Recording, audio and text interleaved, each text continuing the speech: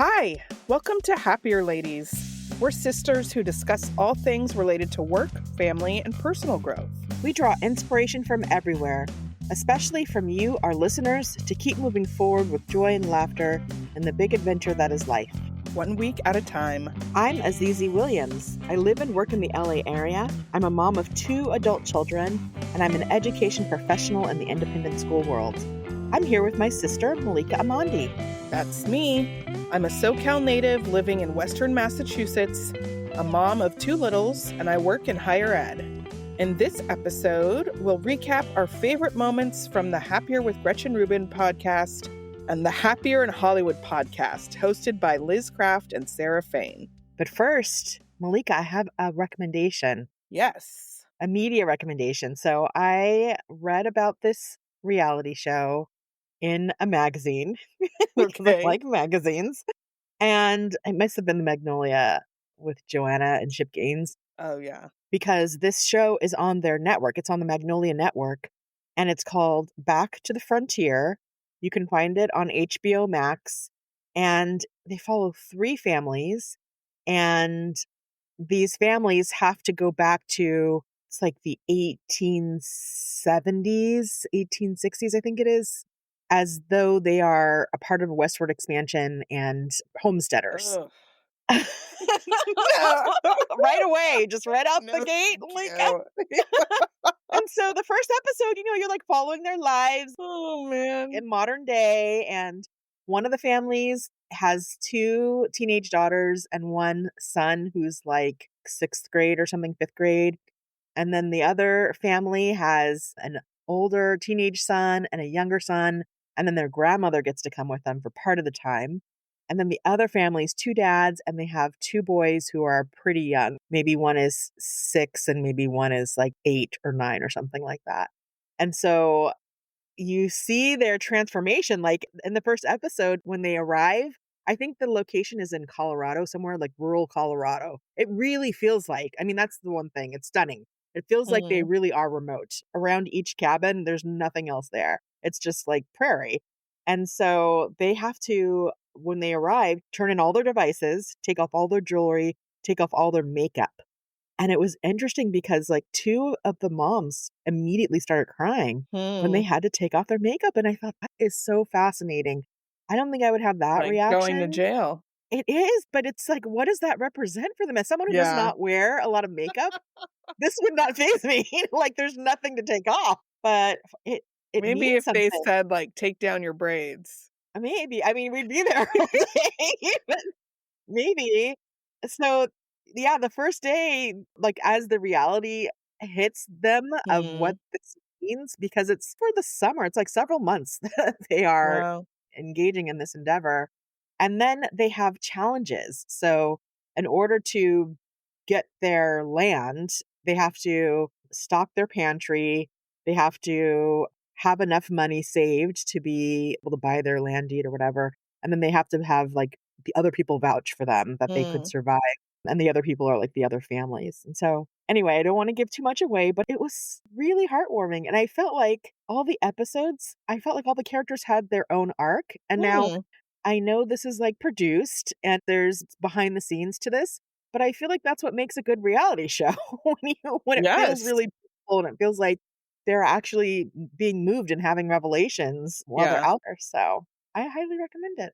Okay. I don't know that I'll watch it, to be honest. Well, I think you can watch 1 episode. Just 1 episode. One. It sounds like watching people struggle. I like some struggles, but I don't think I like dealing. I don't know. It's interesting because I don't like things that are like suspenseful or scary like that. I don't like that. But this is, everybody is fine. Okay. Like nobody's unsafe. They're all fine, but they just have never done these things before. And so there is struggle that comes with never having done a thing, but then you figure it out, after some time, and you see them kind of start to figure it out. I was surprised. I really enjoyed it. I'll watch an episode because usually I like whatever you like anyway, but. Right? Same. Yeah. So watch an episode. Let's discuss. Okay. Okay, cool.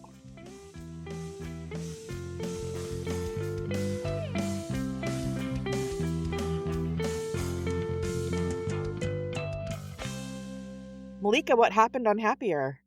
On Happier, episode 558, Gretchen and Liz discuss the importance of making space to give you more energy. On episode 559, Gretchen shares the hack of watching someone put together IKEA furniture on YouTube.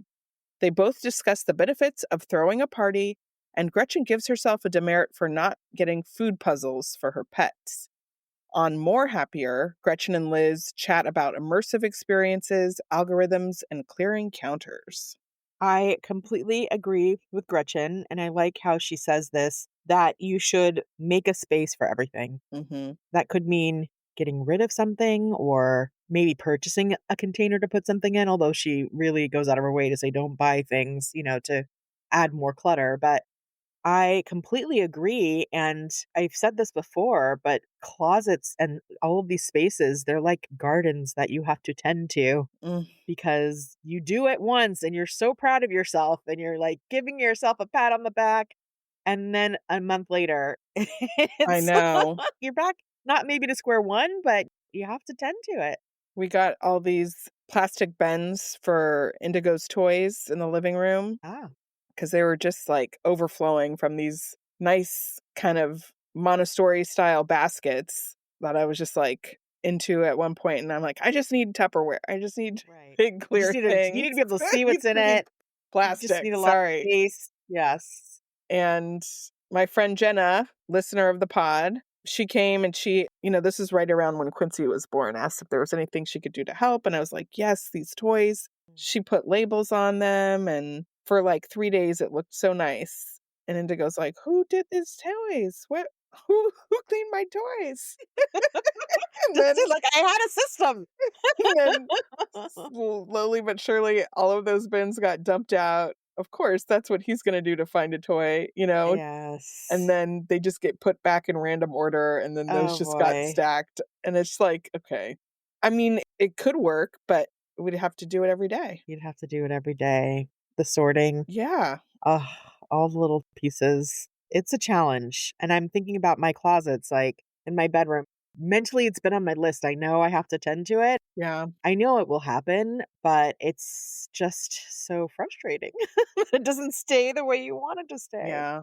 Well, I made some progress on my closet. I'm happy to report. Yay! Thank Congratulations. you. It's not done by any means, but I did get rid of a lot of things. All right. Well, that's the first step.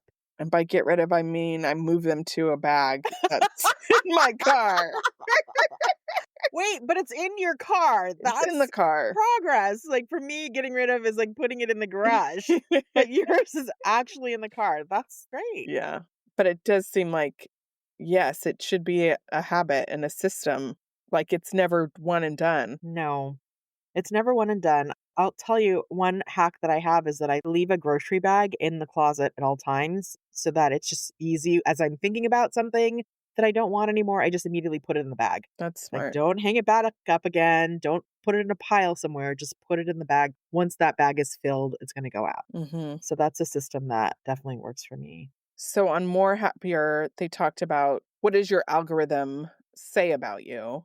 We talked about algorithms before, like social media algorithms. Yeah. What's your algorithm say about you? So in the past, I've said, like, well, I don't deal with the algorithm because Hmm.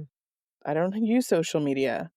But actually, I do use YouTube, and Mm-hmm. I pretty much always watch it on the television itself, but Hmm. they suggest videos, and I sometimes click on them. So I'm not immune.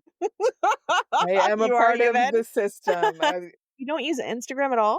As I said, just if somebody tells me to look there for Wow. something, I will, but I don't know. You And don't like, scroll. no, I hate, like, okay, so like Wow. Kermit's doggy daycare, they post photos from their Halloween contest.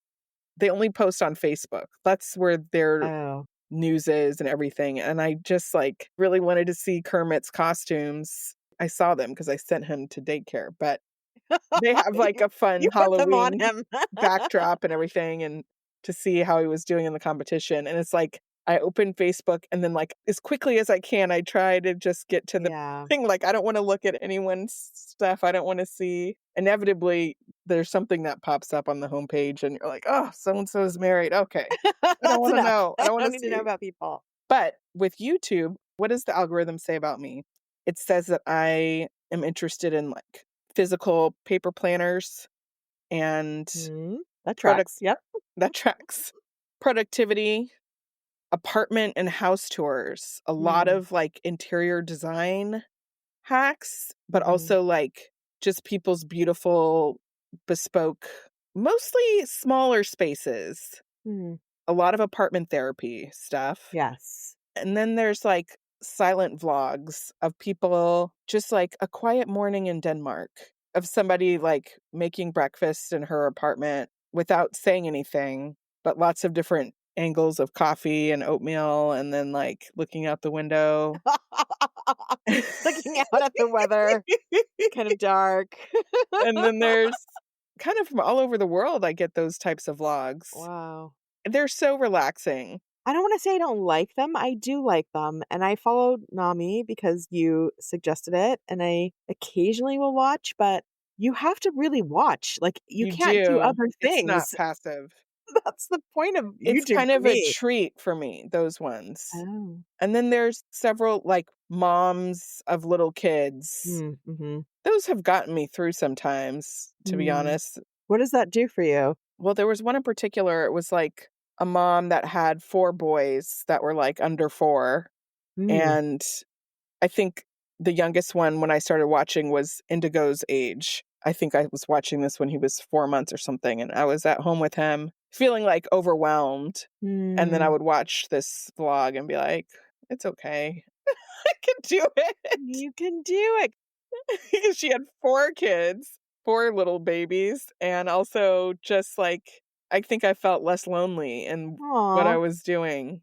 Jenna Fisher on The Office Ladies says a thing that she got from somewhere else, I don't know, but it's like, "What one man can do, another man can also do," or something like Yes, that, like, watching someone get through something hard makes you feel like you could also get through something hard. definitely.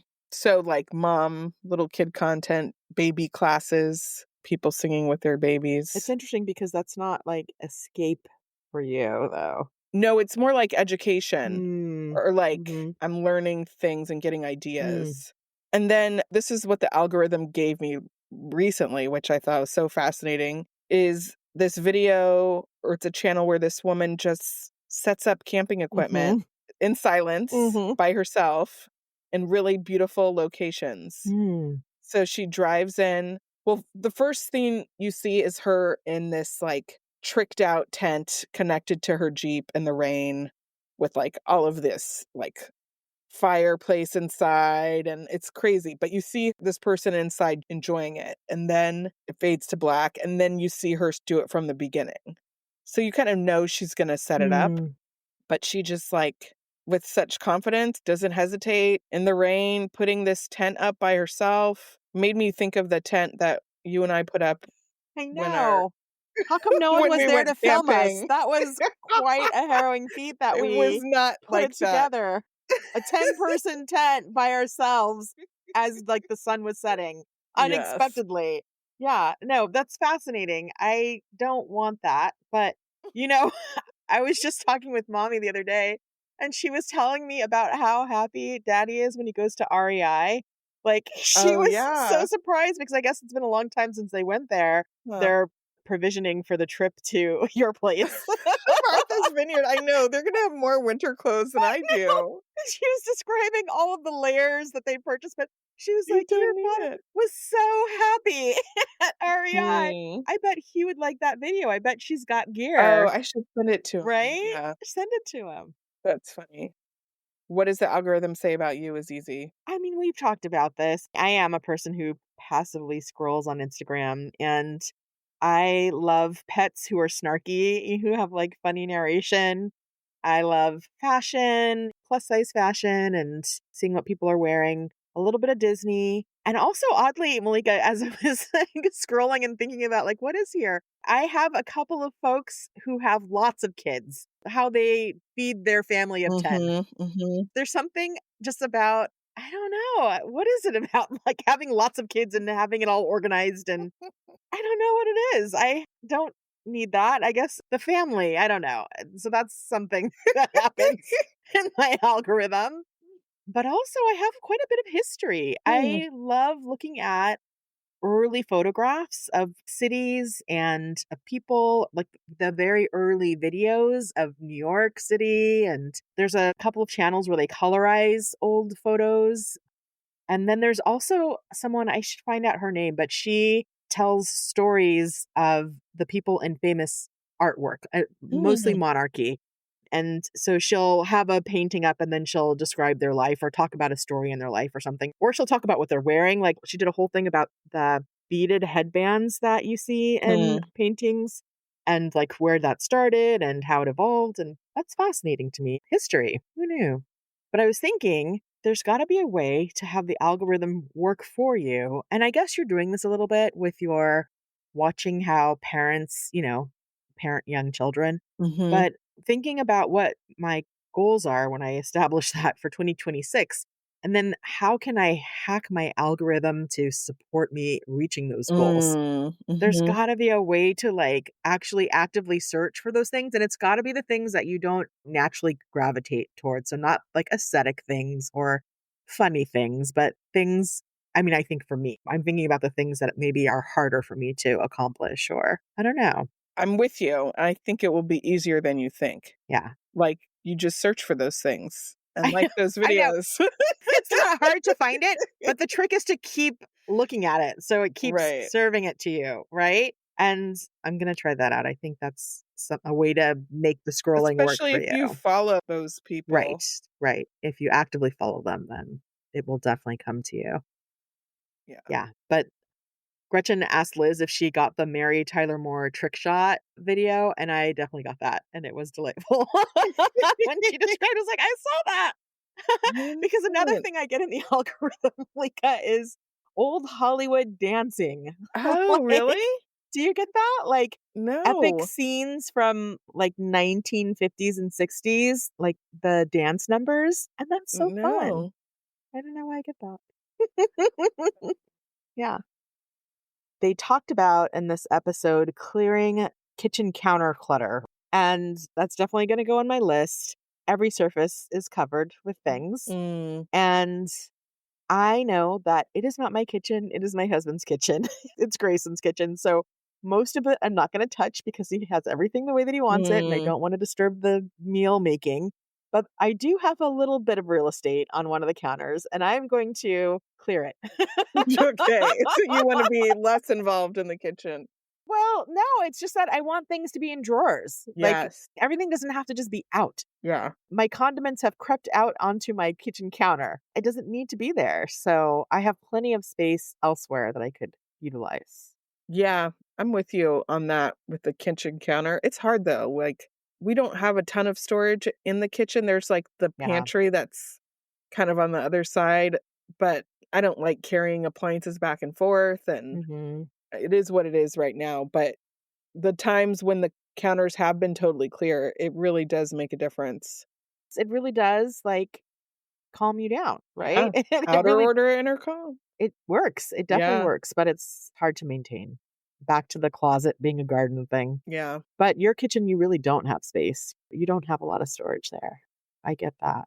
I think that's one of the things I like seeing in these, especially the like New York City apartment tours Mm, and apartment therapy. Like those kitchens are very tiny and people get really creative with storage and stuff. And it's funny, when I lived in a small apartment in LA, I feel like I was a little bit more assertive about maximizing the space because it was so small, mhm. and maybe, I don't know, I haven't worked as hard here. You have to edit. If I treated my kitchen like I treat my closet, everything there has to have a purpose, Yeah. or like you have to have used it in the last week, or else it doesn't belong there. But because there is the space for the thing, Right. it's easier to just not have to make those decisions. Gretchen talked about her love of immersive experiences. And I'm definitely a fan. And we've talked about this before. That's why I love Disneyland. I love Las Vegas. I want to be like entertained, all of my senses. I want the music. I want the people. I just want to feel things, you know? And a few years back, I went with Grayson to a Jurassic Park experience. He's a huge dinosaur nerd. He loves dinosaurs. And so it was a walkthrough experience. And it's like you're going to the Jurassic Park. In the first And movie?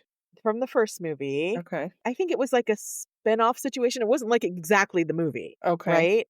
But you are now a visitor. It starts off, you get to talk with scientists and you see the dinosaur eggs in the incubator. And I think you get to like touch one or something. And then you walk through and, it's like in each room, there's a different interactive experience with dinosaurs that are life size, Mm. and they're babies at first. And then there's like little ones that you get to interact with. And then, of course, something goes horribly wrong. Oh, There's like sirens but I was never scared. It wasn't like actually watching the movie for me, but it was pretty impressive hmm. to be around very large dinosaurs.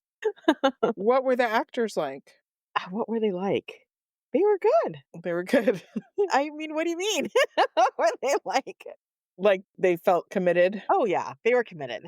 But, they have to do it over and over again. Right. There's a little bit of like, you deal with this when you're at Universal Studios, for example, right? Like, they have to say the thing over and over again, but they were committed. They didn't take me out of the experience. It wasn't scary at all because I knew I was not in danger. Yeah. That reminds me of Sturbridge Village, which we went to Oh, that's here, right. Yeah. Christmas by Candlelight. But that's kind of an immersive experience, and it's old-timey. It's It is because it's reenactment. Yeah, it's it's like you're walking into the old homes and they're dressed up and yeah, that's yes. like an immersive But experience. I the would say that's actors true. there, they're volunteers, I should say, the Right. participants. There's varying degrees of commitment, that kind of Yeah. I don't know And if I you mean, remember it's that, a but long time. They're there for it's a long hours. time. You right? That's a long time to be something else. I They're don't all know. dressed appropriately, but some people are in a character and others are just like, "No, I'm just wearing this and I just put on the showing costume. you what is going on here." That was a fun experience. And it was raining. Wasn't it like cold and wet? Kind of added to it. Yeah. I wanna go to the Sphere. They have the Wizard of Oz playing in the Sphere, like the original Wizard of Oz. Oh. There's supposed to be, like, wind in your hair when the Hmm. tornado comes and, like, the flying monkeys coming out of the sky. I don't Ooh, know. that's I wanna scary. see it. I think that would be so cool on my list.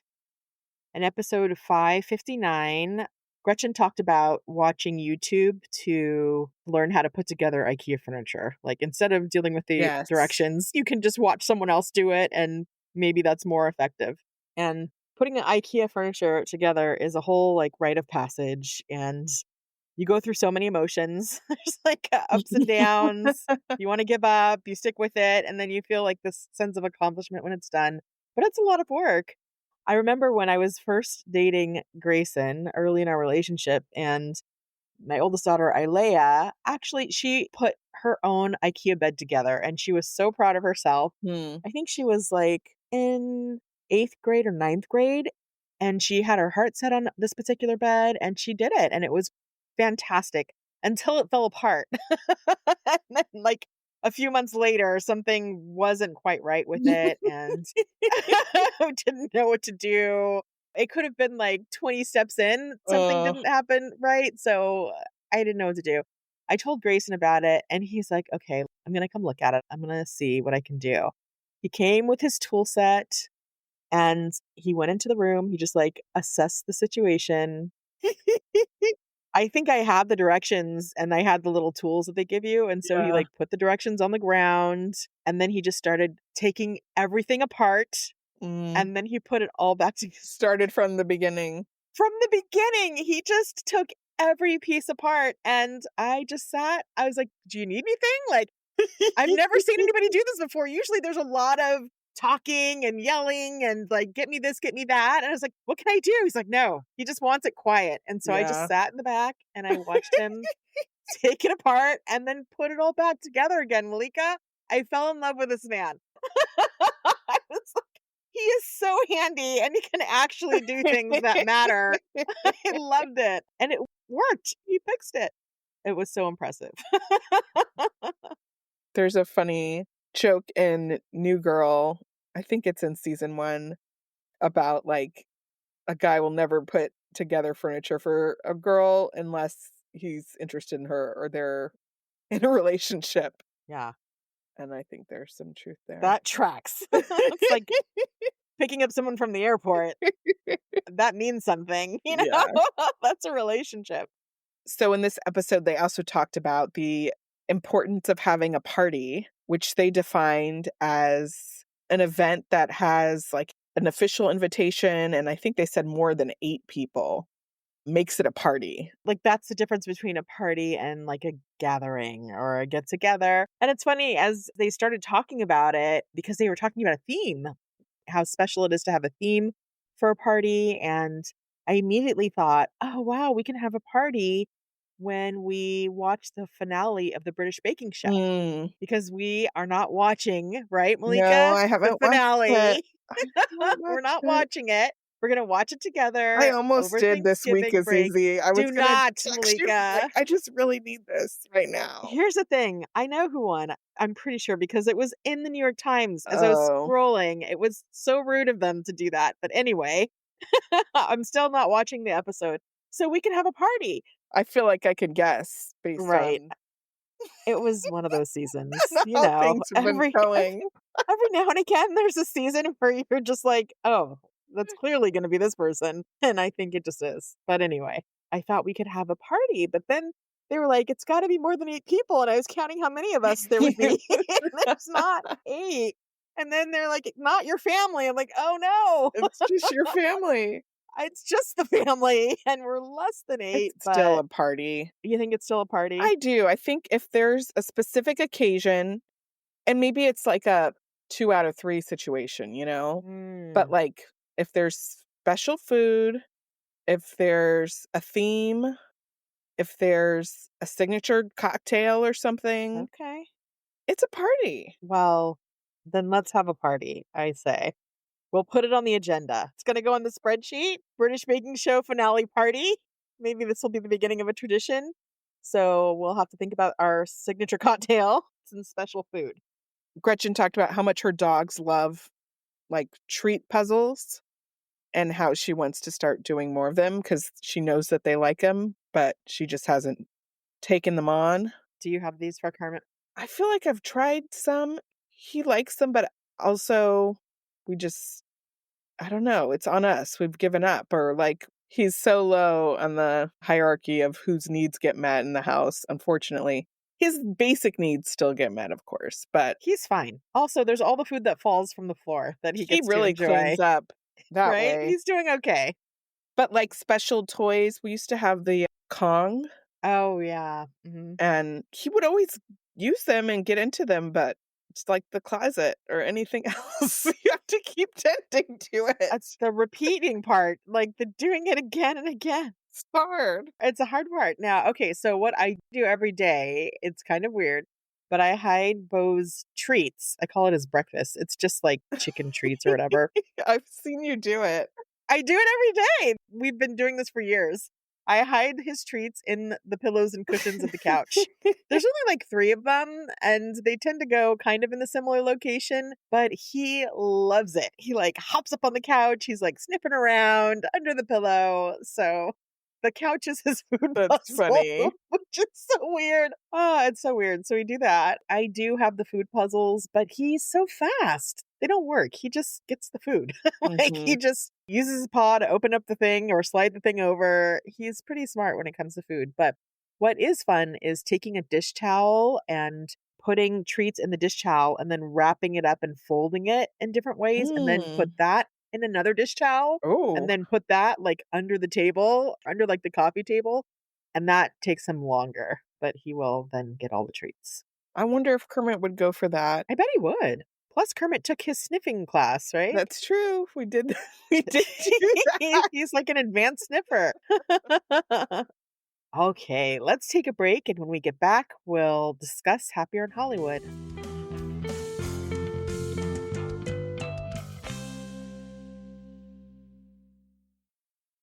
At LinkedIn, we know hiring is a big deal for your small business. Sometimes it can feel a little overwhelming. LinkedIn uses data that you can't find anywhere else to give you the best candidates, all so you can feel confident you're hiring the best person for the job. And even a little hiring bliss. See why 86% of small businesses who post a job on LinkedIn get a qualified candidate within a day. Post a job for free at linkedin.com/achieve. LinkedIn, your next great hire is here. Discover the extraordinary fragrance Ariana Grande REM Cherry Eclipse. Delight in black cherry jubilee, sugared honeysuckle, marshmallow meringue, and glowing amber. Get the perfect fragrance. Ariana Grande's REM Cherry Eclipse, exclusively at Ulta Beauty.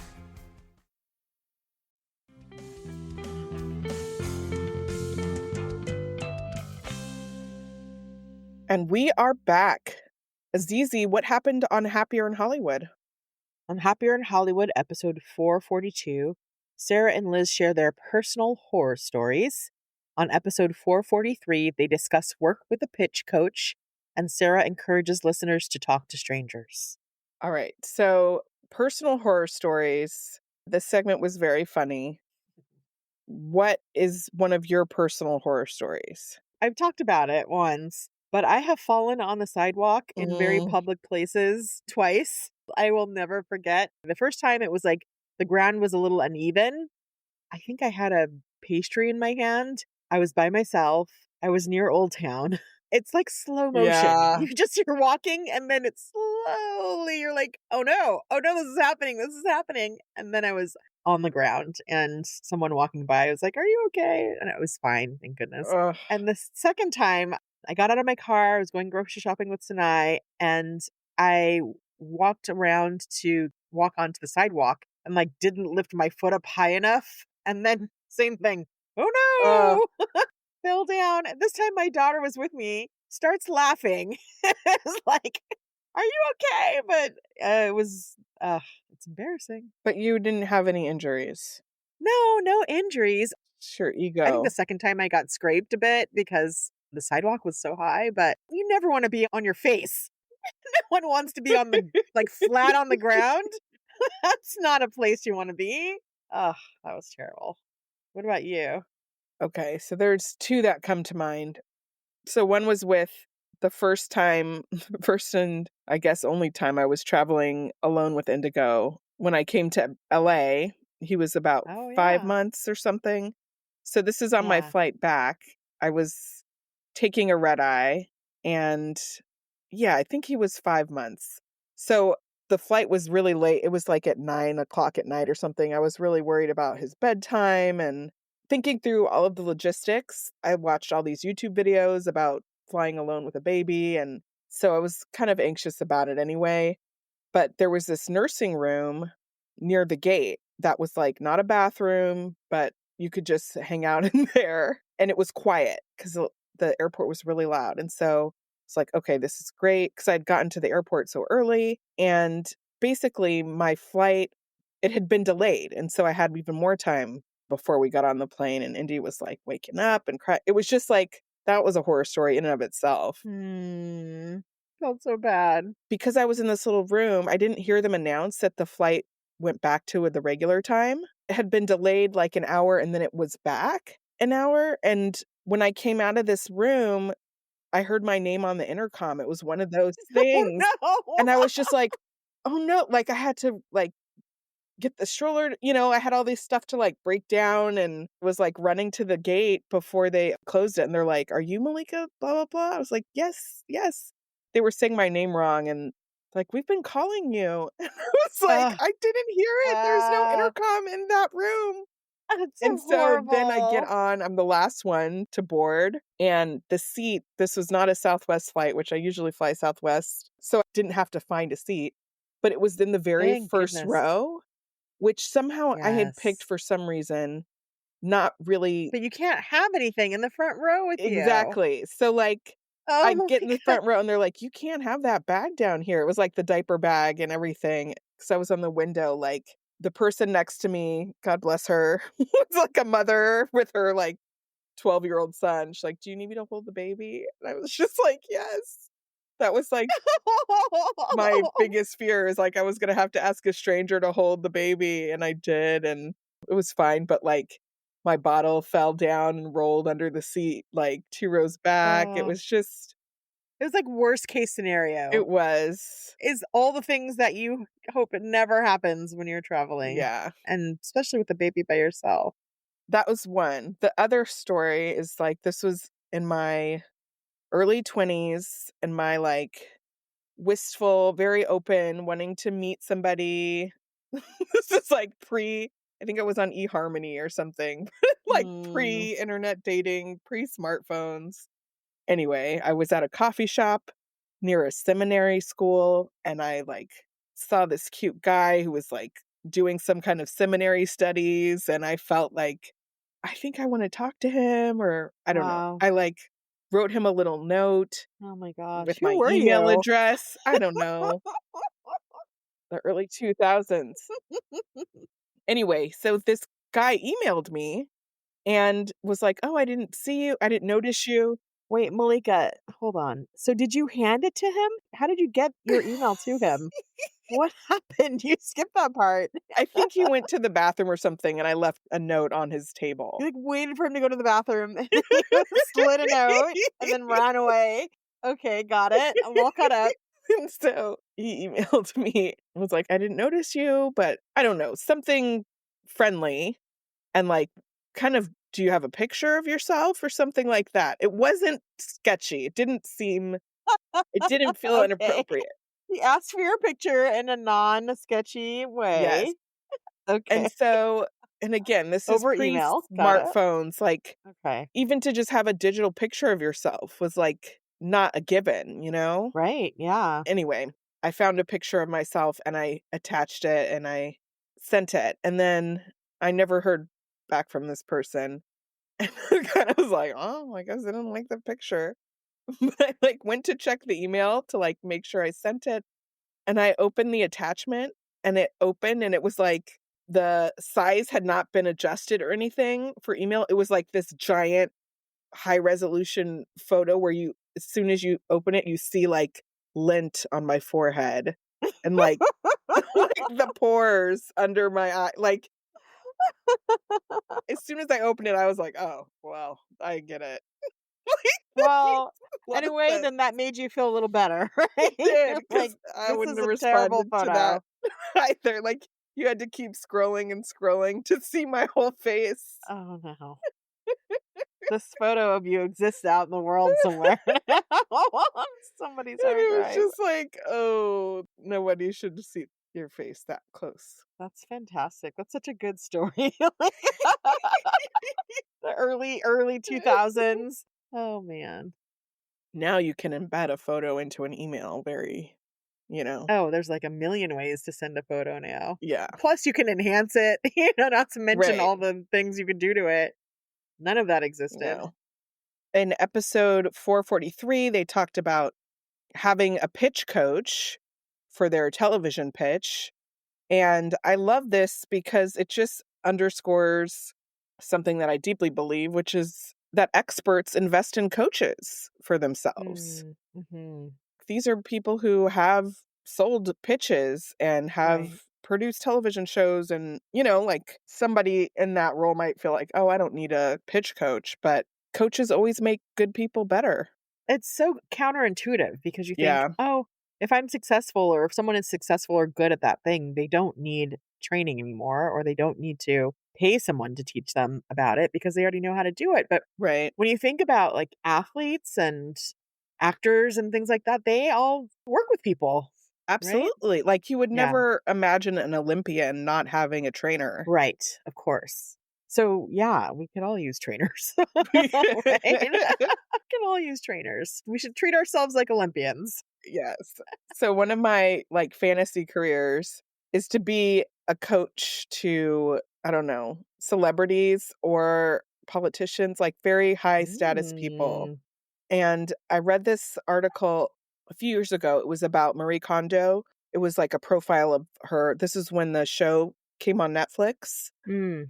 And it was about how, she's obviously a very effective person in terms of her message that she's put out in the world and the change that has stemmed from her approach. But this article was illuminating her kind of personality and how much she struggled with doing the television show because Mm. she didn't like to be on camera. And it took everything out of her, like energy-wise, to do the show. Mm. And I was just like, oh, I wish I could work with her on like how to be That's relaxed your on ideal the client, camera. like your fantasy client. I mean, it's just somebody who's clearly an effective person and has an important Yes. message, but Yes. maybe isn't reaching as many people as she wants to because of this. I mean, she still did the show on Netflix. So like, obviously I know, but she's what's meeting her interesting? audience. She didn't do it for very long. Like, she No. did it for a few seasons and then she said, I'm done. Yeah. That was it. It is so fascinating how, yes, no one is good at everything, right? Right. And you also want to push yourself further or beyond just what you're comfortable with. So I can see how a coach could help you with that. And you are a really good coach, Malika, by the way. Oh, If you well, were still thank you. coaching, I bet you could get there, Thank you. You just have to get in with the right people who then Right. introduce you to the other people. That's how it works, right? Yes. Thank you. Maybe one day you'll go back to Stick it. a pin in it. Okay, stick a pin in it. Sarah talked about an experience she had at the LA Zoo, which, by the way, I have done that a million times. Parked at the zoo to go to the Hollywood Bowl. Yes, that's the best. That's the way to go. But she talked about going to the zoo and then having this encounter with a stranger who was very informative, and they ended up enjoying the conversation. The whole time I was listening, I was thinking, I will never initiate a conversation with strangers. I don't like it No, either. thank you. I think I used to, because I do have memories of like talking to people on airplanes. That used to be a thing that people did more. Yeah. I feel. Yeah. I don't know that I ever initiated it, though I think I did sometimes. But now I wouldn't do it. I feel like there was a time when you needed to like politely introduce yourself or something. Yeah. Right? Like that was a thing people did. Now you avoid eye contact. Oh gosh. And you're even closer together now than you used to be. Back then you're like literally touching people and who you just pretend are not there. It's interesting because for work I have to talk to strangers and I make it happen and I find good things about the interactions or about that activity. But just in my everyday life, I just don't Right. want to talk. Maybe it's because I'm tired. Maybe. Because I talk a lot. That's fair. So I don't want to talk to strangers. I don't know. It's funny because our parents are very chatty. They'll talk to Yes. people left and right. They have a lot of words. It didn't come up to us. It didn't. And it's so funny, like going with them places and Yeah. you're going to be talking to strangers if you're with them. And that is interesting. And I feel like when my kids were young, the same things would happen. Maybe this happens to you when you're at the playground. Then inevitably the kids would start playing with some other kids. And Yeah. then you would have to, kind of chit chat with the parents. And I thought like, oh, I didn't know this was a part of parenting. But it is. Yeah. Maybe it's something I can work on. I get the benefits and maybe there's some exercise I can do to loosen up a little bit. Well, you read that small talk book. I did. And that helps me definitely in the conversations that I have to have, but it doesn't make me want to have conversations I don't have to have. Right. So I don't know. I'll think about it some more. I think that's just a personal preference. Yeah, probably. Maybe that's why I like the Prairie Show so much, because it's quiet. There's no one else around. Just your family. There's no strangers anywhere. That's funny. All right. Well, let's take a break. And when we come back, we will share our peaks and valleys.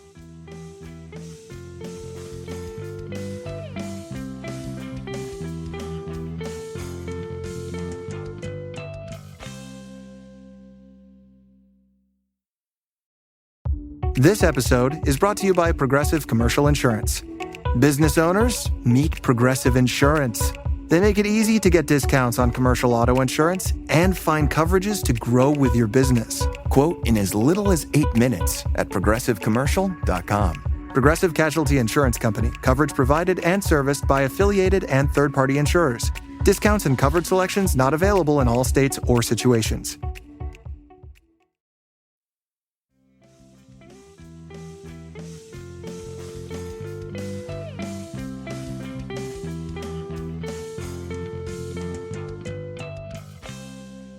We're back with peaks and valleys because in life there are always peaks and there are always valleys. This is an odd episode, so Malika is up first with a peak. My peak is that I actually went to my workplace this week. I'm not back to work, but I just stopped by for like a very specific event. And I wouldn't say I was dreading it, but I was a little bit in my feelings that day going there. Like, oh yeah, I'm on the commute again. Got a babysitter. They said I could bring Quincy, but I felt it would be hard to focus. I'm sure they would have loved to see Quincy. I know. I'm sure they were secretly hoping you would. But anyway, I made it. I got there. And then as soon as I got in the building, it was just like people were so warm and excited to see me. Aw. And I don't know. It was just like, oh, yeah, I love these people. And seeing my office was really exciting. It was like, oh, yeah, I like this office. These are great windows. And, Aw. you know, I'm looking forward to getting back there and finishing my decorating. And I don't know. It just gave me some like good vibes and energy looking forward to January. So That's nice. I'm so happy. yeah, I think unexpected to just feel so much positivity. Yeah, it's familiar and it's a job you like. Yeah. That's awesome. You have to count down to when you have to get back. It's in January, so what do you? Yeah. I will be visiting soon with Quincy There for you like go. a potluck. So Azizi, what's your valley? Okay. So buckle up. Here's a little Okay. story. It just happened. I was going to talk about something else, and then this thing just happened. Returning things is so hard. It's so hard to return things for me because I'm very busy, and I know we all are very busy, but like having to take time to go back to a place or to mail a thing because it didn't fit or it didn't work, it's almost worth just keeping the thing, Yeah. just to not have to return it. But anyway, I'm proud of myself. I gathered up the things to take back to a store, and I had the card that I used, and oftentimes that works, even if you don't have the receipt. But then when I got to the counter and she scanned my card, she's like, nope, the card doesn't come up. I'm like, that's not true. This is the card I used. Let's try it again. And then it turned out I had purchased those things on Instacart at the Oh, store. yes. And I didn't realize that they're not compatible. Like returns through Instacart are not compatible. And that was so frustrating. So they did eventually like give me store credit or something, which is fine. But that's just like a PSA because I do a lot of shopping on Instacart that returns are challenging if Yeah. you buy things on Instacart. Has that happened to you? Yes, it has. Okay. Well, I should have learned. I talked about it on this very podcast. Oh, no. You were there. I had to experience it myself. So now I have. And it will change the way I shop on Instacart Mm, because you should be really sure about what Yeah. you're getting, I will say I have had to get refunds for things like fruit or something that's Uh-huh. rotten or whatever. And that happens pretty quickly. Like they will pretty quickly refund you. But a return is a whole other story. I got some store credit. It wasn't for very much. One of the things I bought was Halloween candy, and now the Halloween candy is like Oh, yeah. $1. Like I paid $8 for it. Like, okay, Oh, here's store credit. And then I ended up buying like $100 worth of things. When I was at the okay. store. Saved $1. I should have not returned the things in the first place. Uh, This is another reason to not return things. that's funny. You'll end up spending more. They know it. Yeah, in-person shopping has its perils. It does, yeah. Well, that brings us to the end of our episode. Azizi, let's leave on a happier thought. What are you going to try this week? I'm going to think about how I can use my algorithm for good. Okay. To improve my life. What about you, Malika? I'm going to try your Pioneer show. Yay! Show. I'm so excited. I can't wait. I feel like you have to watch 2 episodes. Oh, The wait first a one, minute. it's so introductory, and then it takes a minute to get into it. So I think give it 2 episodes. Okay. All right. Thank you for listening to this episode. You can find our show notes in the episode description. If you like us, please rate, review, and tell a friend. And don't forget to follow us. Send us a message at happierladies@gmail.com. Our show was edited by Magnus Bjorgum, and our theme music was created by Wyatt Munsey. You can find us on Instagram at happierladies and on the web at happierladies.com and on YouTube at happierladies. All right, Malika, have a happier week. Have a happier week, Azizi. Bye. Bye.